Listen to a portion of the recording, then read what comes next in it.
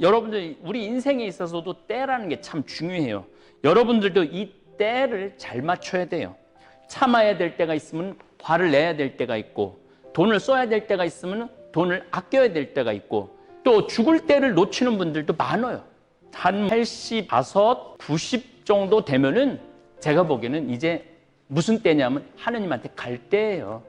그냥 마지막까지 안 죽으려고 고생해가면서 막 여기다가 막 삽입하고 코에다가 막 관 넣고 그런다고 해도 그렇게 정말 품위 있게 죽지 못합니다. 신앙에도 저는 때가 있다고 생각을 해요. 때가 차서 하느님 나라가 가까이 왔다. 회개하고 복음을 믿어라. 회개라는 게 뭐냐면 죄를 반성하는 게 아니에요. 삶의 방식을 바꾸는 거예요. 그래서 저는 아예 통째로 삶의 방식을 바꿨던 거죠. 그래서 우리가 이 때라는 게 참 중요한 것 같아요. 인생사를 살아가면서 이 때에 대한, 시간에 대한 거를 맞출 줄 알면은 참 지혜롭게 살아가는 거 아닌가, 그런 생각을 합니다.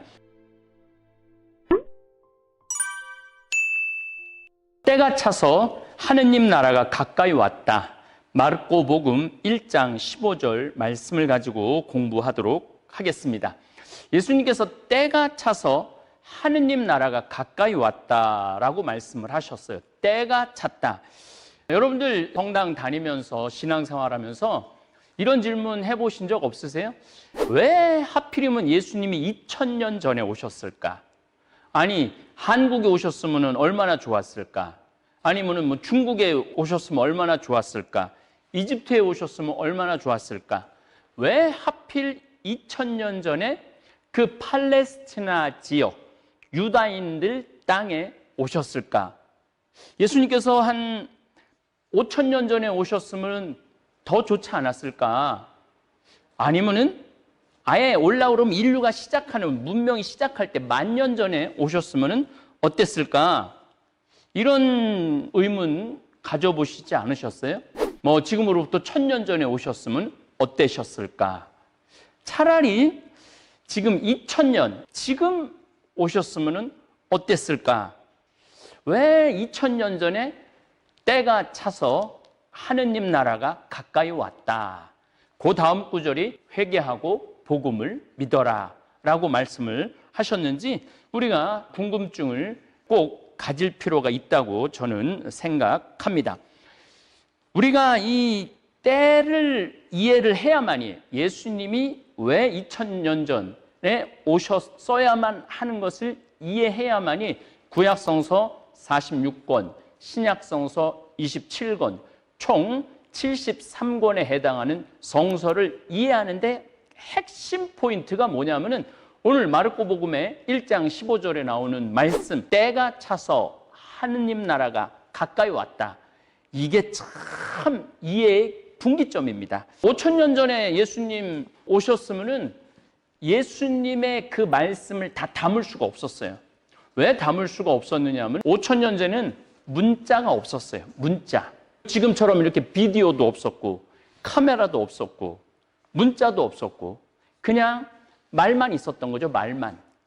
거기다가 10,000년 전에 오셨다면은 이건 뭐 예수님 왔다 갔는지도 모를 거예요. 예수라는 분이 이 세상에 왔다 갔을까? 우리 단군 신화의 환웅에서 하늘에서 내려왔다 가신 거 정도, 그 정도밖에 예수님을 담을 수 없었을 거예요. 5000년 전에도 예수님이 오셨어도 인류한테는 정신적인 영향 미치지 못했고 신앙적인 영향 미치지 못했고 하느님의 나라에 대한 설명하지 못했을 거예요. 왜냐하면 우리가 문자가 등장한 거는 한 3300년 전 쇠기문자가 등장한 건 기원전 한 3300년 전에 쇠기문자가 등장을 했어요. 쇠기문자 안에 담을 내용이 사복음, 마르코복음, 마테오복음, 루카복음, 요한복음, 그렇게 복음에 일일이 글자, 예수님이 활동하신 거, 예수님께서 말씀하신 거, 예수님의 구원, 경륜, 글자뿐만 아니고 그 안에 예수님의 그 모든 거를 다 담을 수는 없었지만은 핵심, 구원의 기쁜 소식, 복음, 하느님의 계시, 이런 거는 지금으로부터 2000년 전에 오셨어야만 담을 수 있는 때인 것이죠. 그래서 여러분들 46억 년 전에 지구가 탄생을 했죠. 그리고 지구는 5번의 대멸종이 있었어요. 가장 가까운 멸종은 6,500만 년 전에 대멸종이 있었어요. 미행성 10km짜리 지름이 지금 멕시코 있는 데 와서 내리치죠. 그래갖고 그때 멸종, 백악기 쥐락이라고 공룡이 6,500만 년 전에 싹 멸종이 돼요. 95%의 생물이 다 멸종이 돼요. 6,500만 년 전. 자, 이제 제 강의를, 이번 성서 강의를 들으실 때는 여러분들이 좀 생각이 좀 커지셔야 돼요. 왜냐하면 신천지에서는 아담부터 이 지금 이만희 씨까지를 6,000년으로 보고 있죠. 이건 말도 안 되는 얘기예요. 이건 진짜 인류 고고학, 인류사 아무것도 모르고 하는 정말 거론의 가치조차도 없는 그런 이만희 씨의 가르침이죠. 어쨌거나 하여튼 인간들이 이렇게 직립보행을 시작한 거는 한 500만 년 전에는 거의 원숭이 수준이었죠. 나무에서 살았죠. 나무에서 살고 500만 년 전에도 거의 4발로 걸었다고 봐야죠. 그런데 한 350만 년 전에 직립하기 시작했어요. 다리로 쓰고 손이 자유로워지기 시작했죠. 그러면서 나무에서 살던 인간이 땅바닥으로 내려오는 거예요.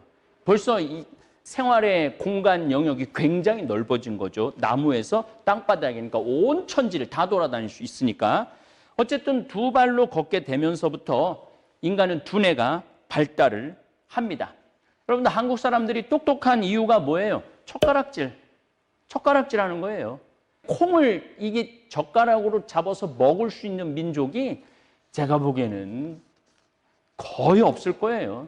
거기다가 또 도토리 묵 그거 막 떠는데도 그거를 싹 젓가락으로 입에 넣는 민족은 아마 대한민국밖에 없을 겁니다. 무슨 얘기냐면은 인간이 나무에서 내려와갖고 다리로 걸으면서 척추가 세워지면서 이 척추가 뇌를 받치면서 그러면서 이 뇌가 손을 쓰기 시작하면서부터 뇌가 발전하기 시작을 했죠. 어쨌든 나이 들어서 치매 안 걸리려면은 젓가락으로 콩 옮기기, 손으로 하는 일을 박수 많이 치라고 그러죠. 자, 제가 이번 기회에 또 말씀드릴게요. 박수 이렇게 치면 안 됩니다. 이렇게 박수를 계속 치시면은 제 강의 듣는 분들이 60세, 50세, 70세가 굉장히 많은데 치매에 걸리신 분이 65세 이상이 85만 명 정도가 돼요. 그러면 지금 650만 명 정도 돼요. 우리나라 지금 65세 이상이. 그런데 그중에 87만 명이 치매에 걸렸다면 10명 중에 1명은 지금 치매에 걸려 있는 거예요. 이게 보통 심각한 문제가 아니에요. 화가들이 치매 걸리는 사람들이 하나도 없다고 그래요. 화가들이.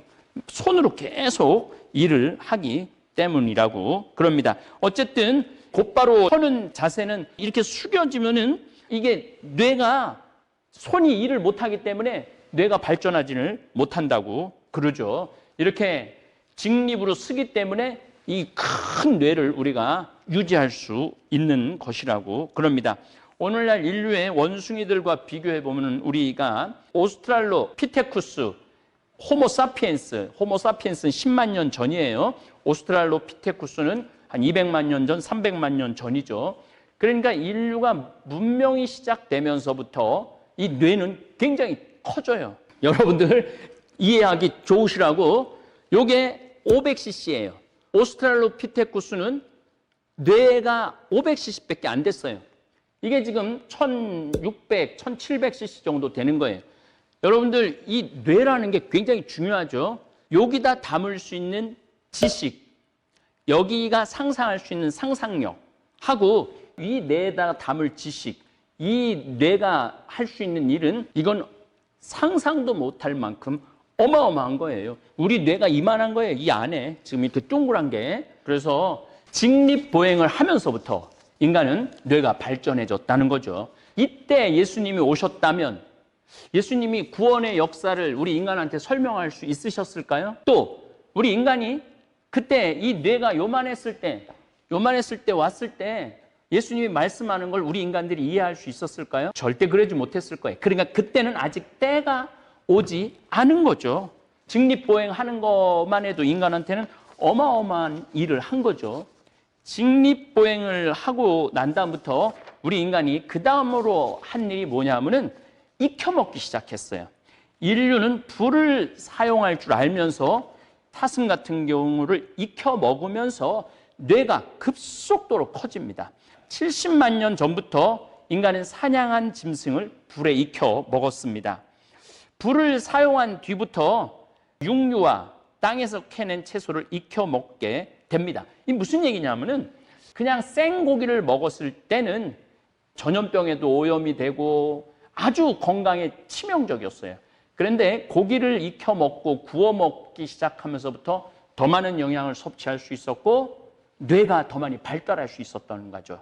그러니까 뇌가 점점 요만한 뇌가 인간이 직립보행하면서부터 손을 쓰면서 뇌가 커졌고 그 다음에 익혀 먹기 시작하면서 뇌가 요만했던 뇌가 점점 커져갖고 10만 년 전에는 이만해진 거예요. 이게 바로 직립보행하고 그 다음에 불을 익혀 먹었을 때예요. 근데 이 불을 익혀 먹었을 때도 예수님이 오셨다고 예수님을 이해할 수 있었을까요? 하느님, 온 우주의 하느님, 그 광활한 정말 우리가 무한하신 하느님을 지금도 여러분들 신앙에서 하느님을 다 이해한다는 건 거짓말이에요. 신천지 이제 강의 끝냈지만 이만희가 자기 안에 하느님이 임해갖고 활동한다. 이건 있을 수 없는 일이에요. 우리 인간은 하느님을 담을 수가 없어요. 그냥 하느님을 느끼고 하느님을 믿고 우러르는 것뿐이죠. 어쨌든 씹기도 편안하고 소화도, 고기가 부드러우니까 소화도 빨리 되고 영양 섭취도 빨리 된 거죠. 그러면서 점점 인간의 뇌가 커지기 시작한 거죠. 영양 섭취가 좋아지면서 신경세포에 더욱 많은 에너지를 전달하게 되어서 뇌가 점점 커지기 시작합니다. 하느님의 계시를 받아들이기 위해서 인간 역시 고도로 발달된 정신세계가 있어야 되는데 뇌가 커지면서 생각의 크기가 커지기 시작했다고 봐야죠. 그러나 이때도 예수님 오시기에는 너무 빨랐던 거죠. 때가 아직 차지 않았던 거죠. 예수님께서 때가 차서 하느님 나라가 가까이 왔다라고 선언하신 이유는 그냥 때가 찬 게 아니라 하느님의 구원의 역사가 꽉 차서 하느님의 외아들이신 예수님께서 오실 때가 됐다는 거죠. 그러니까 아브라함부터 시작해갖고 말라키 예언자까지 해서 유대인들이 완전하게 안식일과 율법에 대한 이해, 하느님 유일신 하느님에 대한 이해가 꽉 찼을 때 예수님이 오셨던 것입니다. 다시 말씀드려서 2000년 전에 인류는 예수님을 맞이할 준비가 끝난 것입니다. 제가 요 한 구절, 때가 차서 하느님 나라가 가까이 왔다라는 요 한 구절로 아마 10시간을 강의를 할 거예요. 성서는 단 한 구절 가지고도 10시간, 20시간 강의할 수 있는 게 성서입니다. 어쨌거나 하여튼 여러분들 우리 인생에 있어서도 때라는 게 참 중요해요. 여러분들도 이 때를 잘 맞춰야 돼요. 참아야 될 때가 있으면 화를 내야 될 때가 있고 돈을 써야 될 때가 있으면 돈을 아껴야 될 때가 있고 여러분들이 때를 잘못 맞추면 인생이 막 뒤바뀌어요. 중학교, 고등학교 때 철없을 때 여자하고 만나갖고 결혼하고 애 낳고 이래갖고 자기 컴퓨터 게임하고 싶은데 애 울고 막 이러면은 이 때를 잘못 맞춘 거죠. 아직 미성숙한 아이가 성숙한 그런 어른들이 하는 거를 한 거죠. 그러니까 감당하지 못하고 막 아파트에서 던지고 애 굶어 죽이고 때를 못 맞춰서 그래요. 또 죽을 때를 놓치는 분들도 많아요. 저는 그런 생각 정말 많이 해요. 죽을 때를 놓치는 분들 참 많습니다. 한 85, 90 정도 되면은 제가 보기에는 이제 무슨 때냐면 하느님한테 갈 때예요. 그냥 마지막까지 안 죽으려고 고생해가면서 막 여기다가 막 삽입하고 코에다가 막 관 넣고 그런다고 해도 그렇게 정말 품위 있게 죽지 못합니다. 그래서 내가 죽을 때가 됐다 그럼 병원에 가갖고 생명유지장치 막 걸고 그러시지 마시고 나는 그냥 편안하게 갈 수 있도록 가족들과 서로 이야기 나누고 서로 이별하고 정말 사랑을 한번 확인하고 그렇게 성숙하게 떠나는 거, 그 때를 잘 아는 분이라는 생각을 저는 합니다. 신앙에도 저는 때가 있다고 생각을 해요.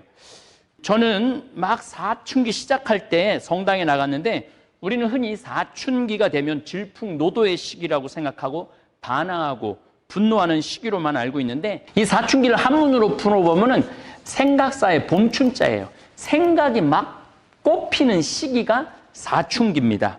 그래서 생각이 봄의 시기를 맞이한 때라고 볼 수 있어요. 그러니까 이때 아이들은 엄청나게 생각을 많이 해요. 엄청나게. 이때 거룩한 삶, 의미 있는 삶에 대해 고뇌하는 시기예요. 저는 이 사춘기 때 공부 안 하고 마음껏 고뇌했던 것 같아요. 어떻게 하면 내가 인생을 정말 제대로 살까? 어떻게 하면 예수님 보시기 좋은 삶을 살까? 이 중학교, 고등학교 때 저는 성당에서 거의 살았다고 봐야죠. 그래서 때가 차서 하느님 나라가 가까이 왔다. 회개하고 복음을 믿어라. 회개라는 게 뭐냐면 죄를 반성하는 게 아니에요. 삶의 방식을 바꾸는 거예요. 그래서 저는 아예 통째로 삶의 방식을 바꿨던 거죠. 어떻게 바꿨느냐? 내가 신학교 가갖고 하느님의 제자가 되고 하느님의 사제로 살아야 되겠다. 그러니까 저는 중학교, 고등학교 때 일반 대학이라는 개념 자체가 없었어요. 삶의 방향이 완전히 바뀌었기 때문에. 그래서 삶의 방향을 바꾸고 복음을 믿은 거죠. 그래서 지금 많은 경우 저는 우리나라가 이 중요한 때를 놓친다고 생각해요. 이 사춘기 때 아이들이 생각하고 토론하고 거룩한 것을 생각하고 이런 기회를 줘야 되는데 시험에, 대학에, 경쟁에 아이들 아예 생각을 못하게 만드는 거죠. 그러니까 얘네들이 고민할 때를 놓치는 거예요. 고민할 때를 놓치니까 얘네들이 판단력이 없어지는 거죠. 사춘기 때 아이들이 생각을 안 하니까 거룩한 것에 대한 정의로움에 대한 옳고 그름에 대한 생각을 안 하니까 N번방을 운영하는 애들이 뭐 고등학생도 있고 오히려 고등학생이 더 위에 자리에 있는 이런 아이들이 이 사춘기 때 이때 생각에 꽃을 피우지 못했던 거죠. 그래서 우리가 이 때라는 게 참 중요한 것 같아요. 우리가 인생사를 살아가면서 이 때에 대한 시간에 대한 거를 맞출 줄 알면은 참 지혜롭게 살아가는 거 아닌가 그런 생각을 합니다.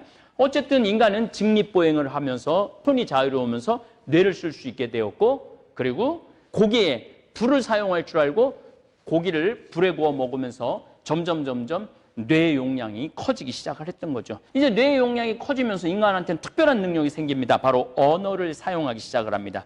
10만 년 전쯤 호모 사피엔스 시대에 들어서서 인간은 말하기 시작해요. 그러면서 서로 소통하기 시작해요. 이거 참 중요한 겁니다. 말을 한다라는 거, 소통한다는 거는 정보를 공유하는 거예요.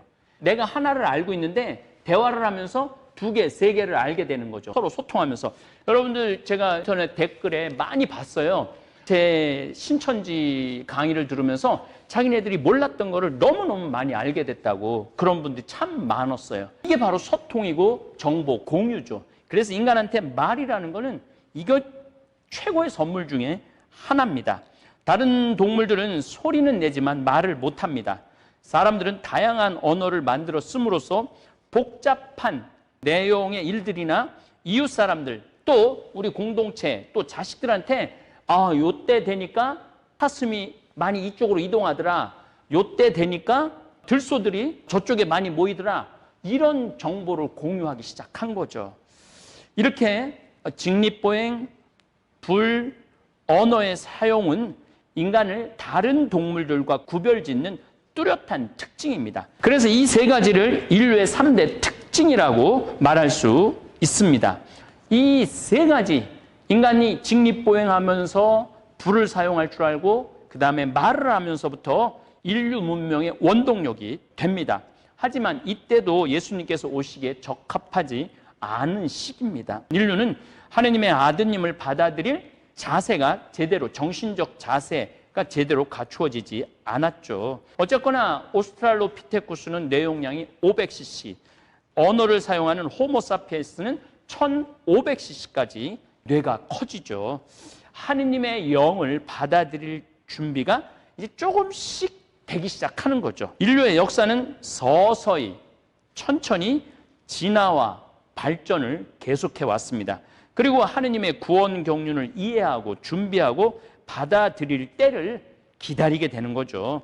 그래서 인간의 인류사 발전을 보면 인간이 어떻게 발전해 왔는가 보면은 직립보행을 하게 되고 불을 사용하고 말을 하기 시작하고 말하고 난 다음에 그 다음에 그림을 그리게 돼요. 그림을 그리고 그 그림을 그리는 거 안에서 종교적 심성을 엿볼 수 있어요. 종교적 심성이 생기고 그 다음에 음악이 생기고 그 다음에 농업, 한 10,000년 전, 12,000년 수메르 문명에서 농업을 하기 시작하면서 정착을 하기 시작하면서 인간은 아주 폭발적인 발전을 해요. 정신적으로. 여기에서는 이제 뭐가 나오냐면 문자가 나오기 시작을 해요. 글자가 나오기 시작해요. 여러분 여기서 혼동하면 안 되는 게 언어와 글자는 하늘과 땅 차이입니다. 미국에 가보면 영어 잘하는 사람들 많아요. 미국 사람들. 그런데 그거를 이 스펠링 문자로 쓰라고 그러면은 한 20% 내지 30%가 못 쓴다고 그래요. 그러니까 언어와 문자는 다른 거예요. 우리나라는 우리 세종대왕님이 너무너무 훌륭하셔서 너무 쉬운 한글을 만들어 주셔서 문맹률이 1%밖에 안 된다고 그러죠. 그러니까 우리나라 국민들은 문자와 언어가 우린 같아요. 그러니까 말을 할 줄 아는 사람 다 글자를 쓸 줄 알아요. 그래서 대한민국 이번에 기생충이라는 영화가 오스카상, 아카데미상을 휩쓸 수 있었던 이유 중에 하나, 또 우리나라 사람들이 영어 자막으로 된 걸 우리나라는 영화로 보잖아요. 그러니까 우리나라는 그 영어를 보면서 해석한 자막을 그대로 머릿속에 들어오는 능력이 있다고 그래요. 대한민국 사람들은. 그런데 미국 사람들은 그 자막하고 이거하고 이걸 합쳐서 못 본다고 그래요. 그러니까 언어와 문자에 그게 그렇게 다른 겁니다. 어쨌든 인간은 농업을 하고 난 다음에 문자를 쓰게 되고 그 다음에 농업이 되고 난 다음에 뭐가 생기느냐 하면 도시가 생겨요. 도시가 생기고 그 다음에 도시에서 뭔가를 통제하기 위해서 세금을 받아들이기 위해서는 숫자라는 개념이 생기죠. 그 다음에 이제 돈이 많이 생기고 일하는 사람 따로 정신적인 사람 따로 있으면서 귀족이 있고 왕이 있고 또 거기에 철학하는 사람들이 있는 거죠. 그러면서 철학이 나오는 거예요. 이런 이 순서가 그 철학의 끝, 그 다음에 종교 생활의 끝에 누가 오시느냐 하면 예수님이 오시는 거예요. 그러니까 석가모니 예수님 오시기 500년 전에 오셨죠. 그 다음에 소크라테스 한 370, 80년 전, 공자님도 한 40년 전에 조로아스터, 페르시아의 짜라투스트라, 영어 발음은 짜라투스트라는 이렇게 말했다. 니체가 그런 책을 썼죠. 어쨌든 조로아스터도 뭐 500년에서 한 600년 예수님 탄생 그 전에 와요. 그러니까 소크라테스, 공자님, 부처님, 조로아스터 모든 사람들이 이미 이제 정신적인 그러한 게 영역이 굉장히 많이 넓어지죠. 그 정신적인 영역이 굉장히 넓어진 상태에서 예수님이 오신 거예요. 그러니까 예수님이 때가 차서 하느님 나라가 가까이 왔다. 이거는 어마어마한 말씀인 것입니다.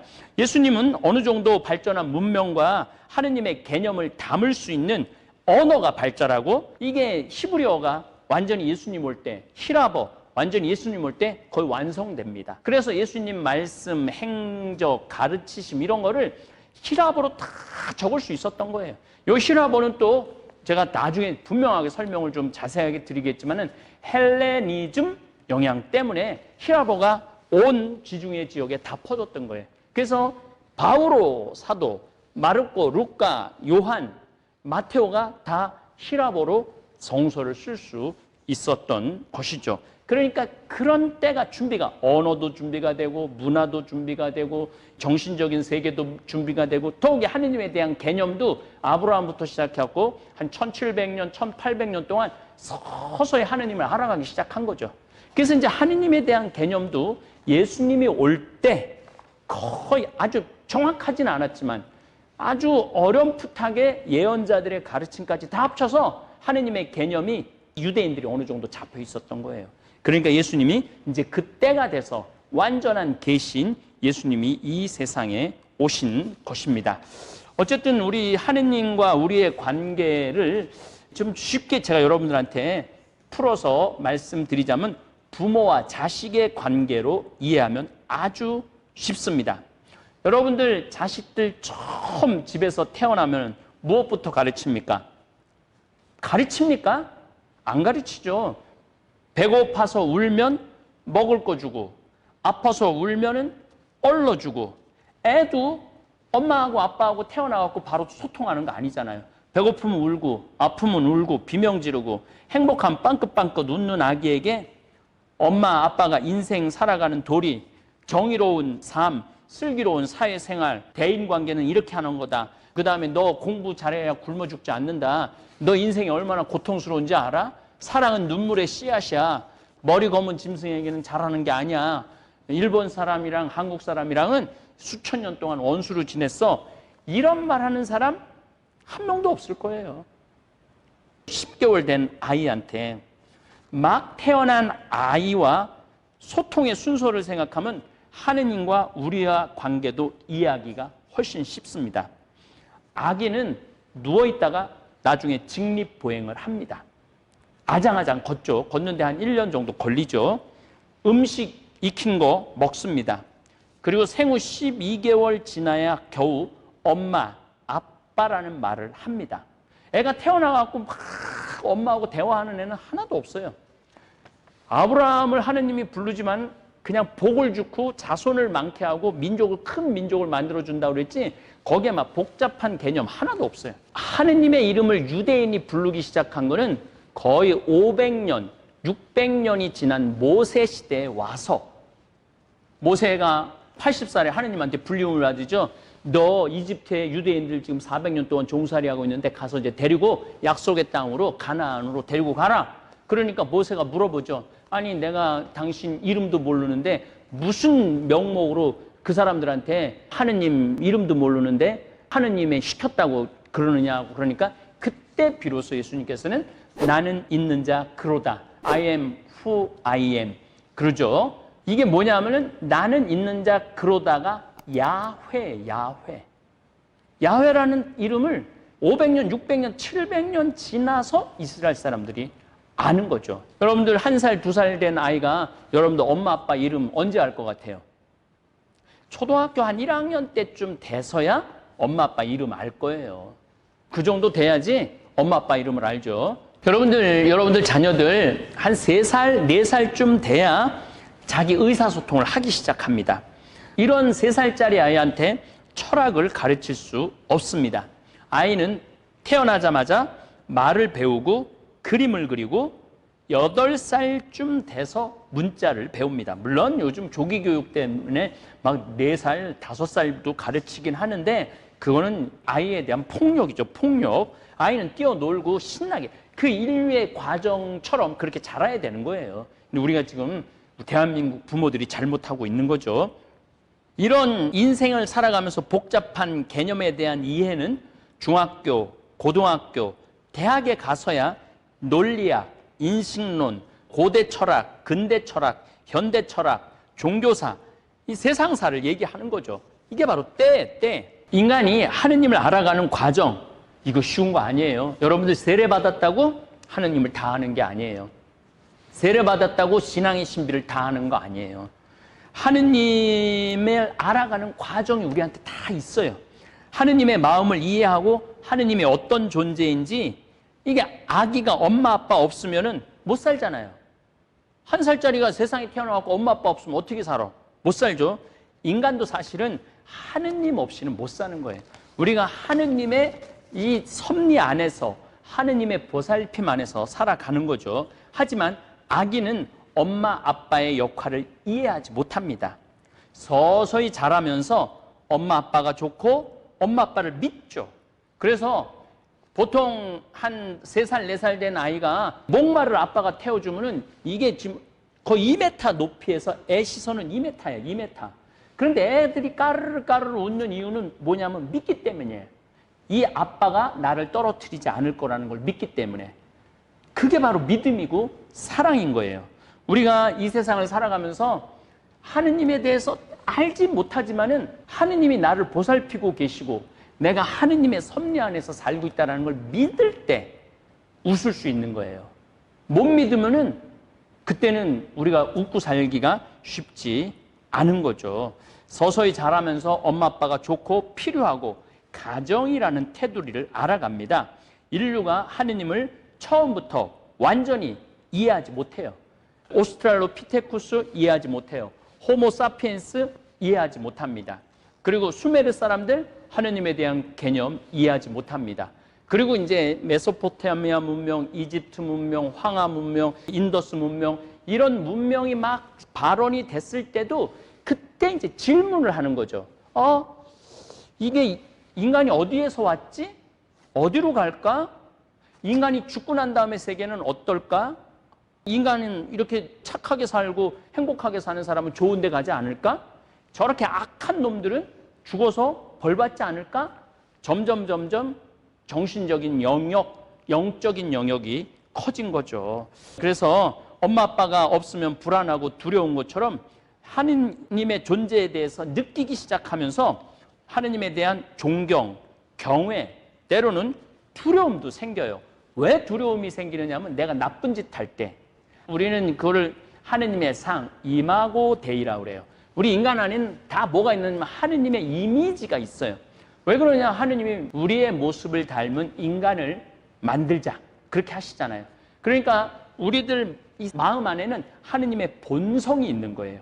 그래서 그 본성을 어길 때, 어그러뜨릴 때 내가 괴롭고 두렵고 그런 감정이 생기는 거죠. 어쨌든 예수님께서 1000년 전, 5000년 전에 인간에게 오시기에는 인간의 준비가 안 된 겁니다. 딱 2000년 전에 때가 찬 겁니다. 그래서 예수님은 때가 차서 하느님 나라가 가까이 왔다라는 엄청나게 신비한 선언을 하시는 겁니다. 자, 인간들이 이제 직립보행했죠. 서서 다니기 시작했죠. 그 다음에 불을 사용할 줄 알게 됐죠. 그리고 불로 고기를 구워먹고 야채를 익혀 먹었죠. 그 다음에 말하기 시작했죠. 그 다음에 인간의 순서는 뭐냐면 그림을 그리기 시작해요. 이 동굴벽화를 보면은 어떤 문명이든지 시기적으로 지금 호주에서도 마찬가지고 인디안도 마찬가지고 하다못해 파푸아뉴기니도 마찬가지고 글자가 나오기 전에 반드시 그림이 나옵니다. 그래서 인간은 머릿속에 새겨진 여러 가지 이미지를 그리기 시작해요.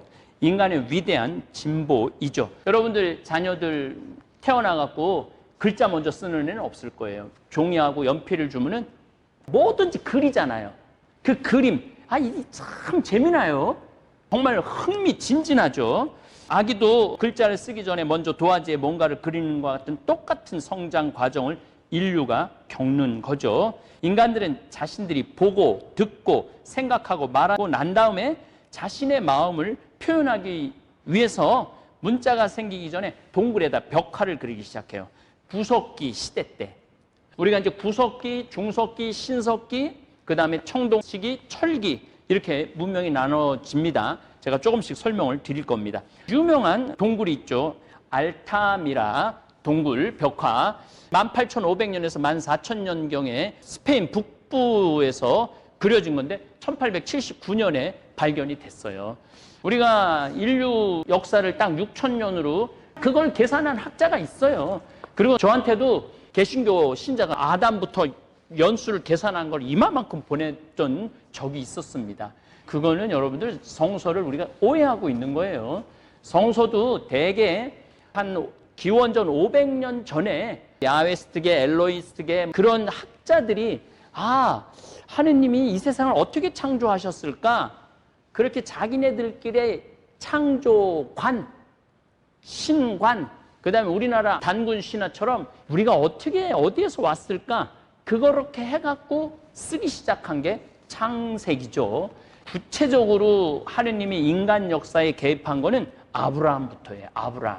아브라함부터를 우리는 구원사로 봅니다. 그 전에 아담, 하와, 노아 다 그거는 선사시대, 언어가 없었던, 글자가 없었던 시대의 이야기죠. 그거를 확정 지을 수는 없는 거죠. 어쨌든 이 알타미라 동굴 벽화는 18,000년 전에 이 짐승 같은 경우 이렇게 하면은 큰 동물은 5m 50짜리를 그린 거예요. 큰 동물들은. 작은 동물은 1m. 뭐 동물상에 한 100점 이상이 이 알타미라 동굴 여러 동굴에서 발견을 하죠. 말이 가장 많았다고 그래요. 18,000년 전에도 말이 많았다고 그래요. 말, 그 다음에 소, 그리고 사슴과 돼지, 이리, 곰, 새, 사람을 아주 조그맣게 그렸다고 그래요. 그 다음에 라스코 동굴벽화.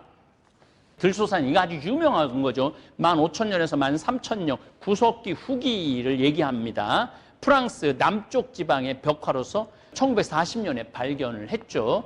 이 그림도 굉장히 유명한 그림이에요. 사람이 솥불에 받쳐서 죽죠. 이 창을 들소 안에 찔렀어요. 그 다음에 사람 같은 새가 있죠. 여기 뭐 굉장한 의미가 많이 들어 있습니다.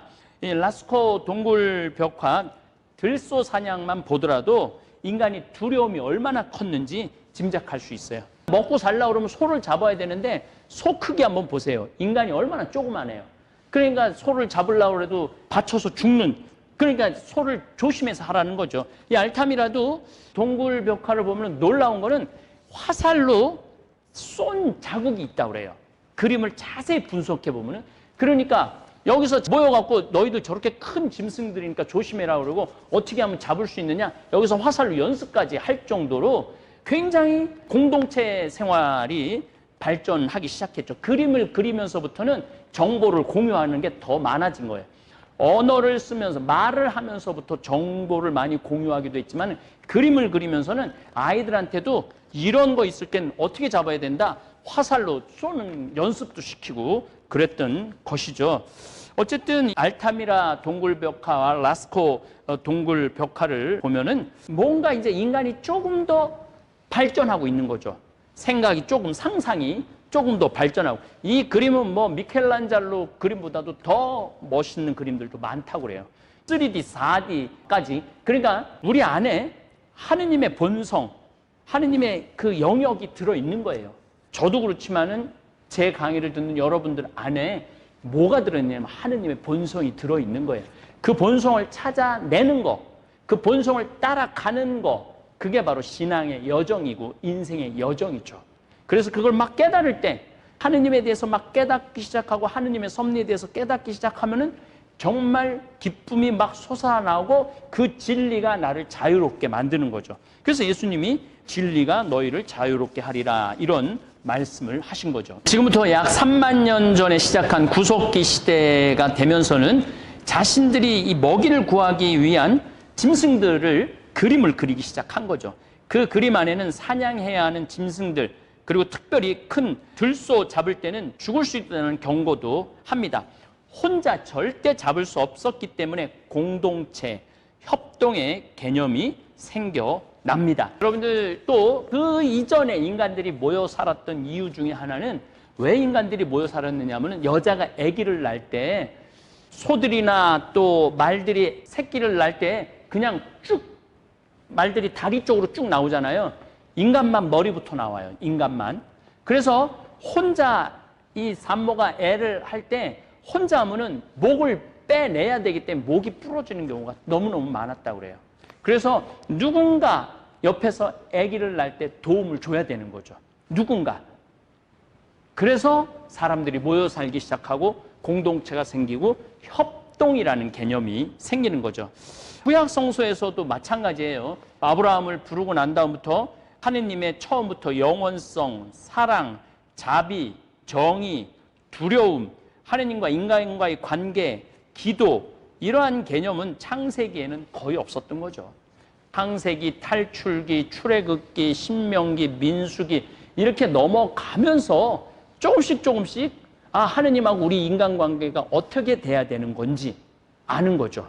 또 하느님한테 예배를 드려야 되고 하느님한테 감사를 드려야 되고, 이러한 것들이 서서히 개념이 생겨나기 시작한 거예요. 그래서 이제 예수님이 그러한 모든 준비가 갖췄을 때 때가 찼다. 하느님 나라가 가까이 왔다. 회개라는 단어는 다시 한번 말씀드리지만 죄를 반성하는 게 아니에요. 삶 자체 통째로 삶이 바뀌어야 돼. 삶이. 정말 사람을 괴롭히고 사람을 죽였다는 이런 사람들은 삶 자체가 바뀌어야 돼. 그 다음에 그 N번방에 초등학교, 중고등학교 정말 어린 아이들한테 성착취로, 협박으로 걔네들 평생 길에 얼굴 한번 못 내고 그런 두려움, 이런 삶에서 완전히 바뀌는 거. 이게 회개인 거예요. 내가 뭐 오늘 거짓말한 걸 반성하고 오늘 뭐 도둑질한 걸 반성하고 이게 아니야. 삶 전체가 바뀌어야 된다는 거죠. 어쨌거나 하여튼 예수님께서 부석기 시대에 오셨다면 저 사람 뭐야? 빨리 들소 잡으러 가야 되는데 뭐 무슨 하늘나라가 뭐야? 아마 이랬을 겁니다. 아직 예수님의 때가 차지 않았던 것입니다. 그리고 동굴벽화는 중석기 시대인 기원전 8000년 이후 점점 사라지고 인간의 마음을 표현하고 영적 세계를 표현하기 위해서는 이제는 문자가, 글자가 그림을 대신하기 시작해요. 그런 세계로 이제 또 점점 인류는 하느님을 받아들일 준비를 서서히 하는 거죠. 감사합니다. 오늘도 황창현 신부님의 강연에 함께해 주셔서 감사합니다. 우리는 종종 왜 예수님은 2000년 전에 오셨을까 하는 질문을 던집니다. 하지만 성경은 분명하게 말합니다. 때가 차서 하느님 나라가 가까이 왔다. 회개하고 복음을 믿어라. 예수님이 오신 것은 단순한 우연이 아니라 모든 것이 준비된 때였기 때문입니다. 인간이 직립보행을 하며 두 손을 자유롭게 사용하게 되었을 때, 불을 이용하며 문명을 발전시켰을 때, 문자를 통해 기록하고 언어로 깊이 있는 대화를 나눌 수 있게 되었을 때, 그때가 바로 하느님의 말씀이 인간에게 제대로 전달될 수 있는 시점이었습니다. 이처럼 모든 일에는 다 때가 있습니다. 우리의 삶에서도 중요한 순간을 놓치지 않도록 때를 잘 맞추는 것이 중요합니다. 지금 내게 주어진 때는 무엇일까요? 신앙의 때, 회개의 때, 삶의 방식을 바꿔야 할 때. 여기서 예수님이 말씀하신 회개하라는 단순히 죄를 반성하라는 뜻이 아닙니다. 회개는 삶의 방식을 완전히 바꾸는 것입니다. 우리가 지금까지 살아온 방식이 아니라 하느님의 뜻에 맞게 새롭게 변화하는 것입니다. 지금 이 순간 우리는 어떤 삶을 살아가고 있나요? 혹시 변화해야 할 때를 놓치고 있지는 않나요? 예수님이 오신 것처럼 우리의 삶에도 하느님께서 정하신 때가 있습니다. 그때를 놓치지 않는다면 우리는 새로운 길로 나아갈 수 있을 것입니다. 때가 찼다. 회개하고 복음을 믿어라. 지금이 바로 그때입니다. 감사합니다. 하늘에 계신 우리 아버지, 아버지의 이름이 거룩히 빛나시며 아버지의 나라가 오시며 아버지의 뜻이 하늘에서와 같이 땅에서도 이루어지소서. 오늘 저희에게 일용할 양식을 주시고 저희에게 잘못한 일을 저희가 용서하오니 저희 죄를 용서하시고 저희를 유혹에 빠지지 않게 하시고 악에서 구하소서. 아멘.